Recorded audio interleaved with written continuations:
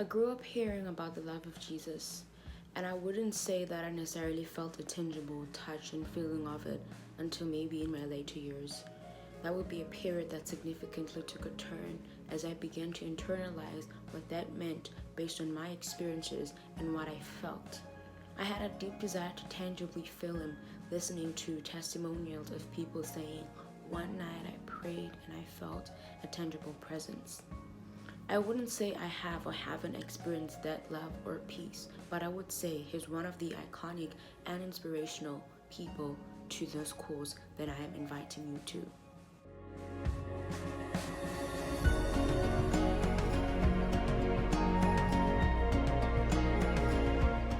At the age of 15 in 2012, yes, maybe you were shocked about my age. I had a dream, I had a vision, I had an idea. I wanted to create a safe space for people like me.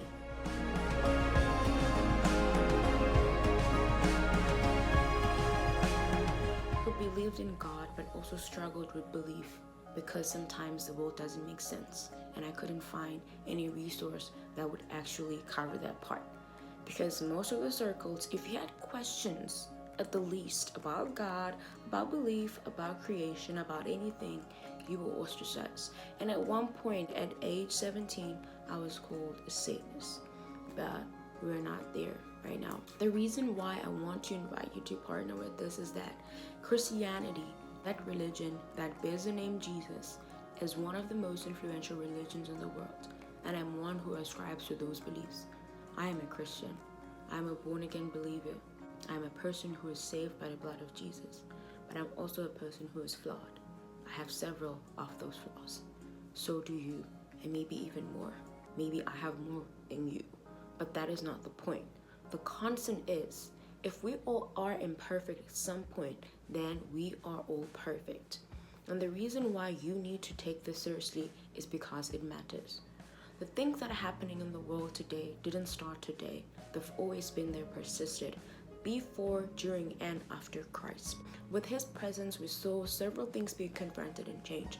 One of those things was gender-based violence and equality for women's rights and local people. We saw Him fight issues of ethnicity when He fought off through that story of the Samaritan woman, the woman we've gone on to label as a prostitute who'd only been married to 5 men. Married to 5 men, not at the same time. But then that's a topic for another day. The same men who fought and called the very religious authorities hypocrites and children of Satan, not to confront them or judge them, but to bring out that they were doing something wrong. One of the things that I've seen that is instrumental and that is good about the religion of Christianity is that if it is not able to convict you, then why carry on the very doctrine? What is the purpose of a Christ or a scripture or doctrine that cannot convict you, but as a religious authority, you expect others to bear? That is the problem Jesus had with the Pharisees. He didn't care of what they wore and the words they inscribed on their clothing. He cared about what if they themselves were not able to carry it out. He said, "Cast your burdens unto me, for I care for you. I'll give you a lighter burden." That is all that we need. In this era, we are struggling with issues of racism because there's people who prioritize themselves and allow themselves to be used by the devil to carry forth these unnecessary acts. You may not be a person who really believes in God, but it is one thing worth hearing. Everything was distorted at some point, and this distortion was carried forth through religious authority that was carried forth on a number of people. And one of the greatest activists of these issues was seen in the church. An example could be Martin Luther, who 500 years ago penned a 95 thesis at the Roman cathedral, and he told them that anything they were doing, selling relics and telling people that they could get salvation through buying of relics and not just the free will and faith that Christ inscribed or preached, was wrong.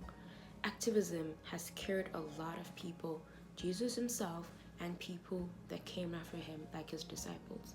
So what do we think of these things? Is it necessary for us to fight? Is it worth it for us to fight? I'm a person who specifically believes in justice because I know that activism changes things. It may not change in the record time or the time span that we wanted to, but it does make a difference. I'm one of those people who are not accepted freely to things because I'm often called angry, and I am okay with that because there is no way you will put your foot on my foot and I say, excuse me. I will always tell you to get it off. I self-regulate, not because I'm perfect, because I am aware that I've been hurt and marginalized in so many ways that are even greater for me to even begin to express. So I know how it feels to be left out. I know how it feels to be ostracized, but you may not know this because you see me speaking English and you think I have an accent and you think I live in a foreign country, so you assume that I am better, but I am not. I've had to fight for every single moment. I had to pray for every single moment. I had to work hard for every single moment. And I'm not only saying that working hard was the only reason I'm able to accomplish what I have, but it's because of the grace and the love of Jesus. So with me speaking about inequality, it's that same thing. When we speak, not only do we benefit, but other people around us. People are going to benefit even when we're long dead. Imagine me having even a psychology degree. It's because at some point, some people had to march for black people to have an education. Specifically, also for black women or women in general to have an education. And you tell me advocacy doesn't work? It does, in fact. Or would say reduces inequalities. Inequalities are reduced when we come together and we focus on a common goal to changing things, even if they look like they will never change. Where the world is today is a symbol and sign of that reduction of inequalities. Of course, this body is greater than us, far more than we can see. And I'm not talking about the spiritual realm, but things in our world, in our realm, physical, in policy, in change, in government, that we can inform and change.